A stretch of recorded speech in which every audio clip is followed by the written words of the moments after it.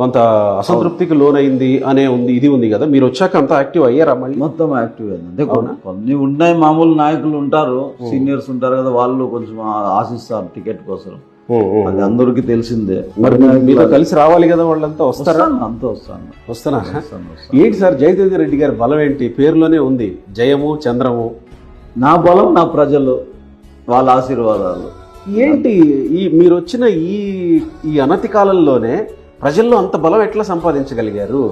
వాళ్ళకి చెప్పినాం, మనం వస్తే ఏం చేస్తామనేది ఒకటి, ఇక్కడ ఏం జరిగినా నీ ముందు ఉంటాననేది ఒకటి.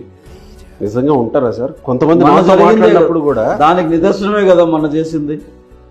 నా నామినేషన్ రోజు జరిగింది. ఓకే, చూసింటారు మీరు కూడా. నామినేషన్ రోజు ఒక ఎస్ఐ ఎఫ్ఐఆర్ కట్టినాడు, కంప్లైంట్ ఇచ్చినాడు, మా వాళ్ళు రాలేసినారని. దాంట్లో 3 పిల్లలను రిమాండ్ చేయాలని తీసుకువెళ్ళినారు. మళ్ళా ఎఫ్ఐఆర్లో అదర్స్ పెట్టినారు.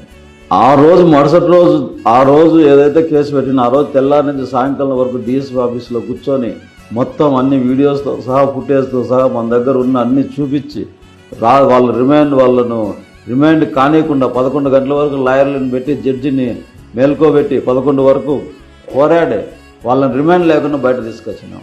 చాలదా అది ప్రజలకి?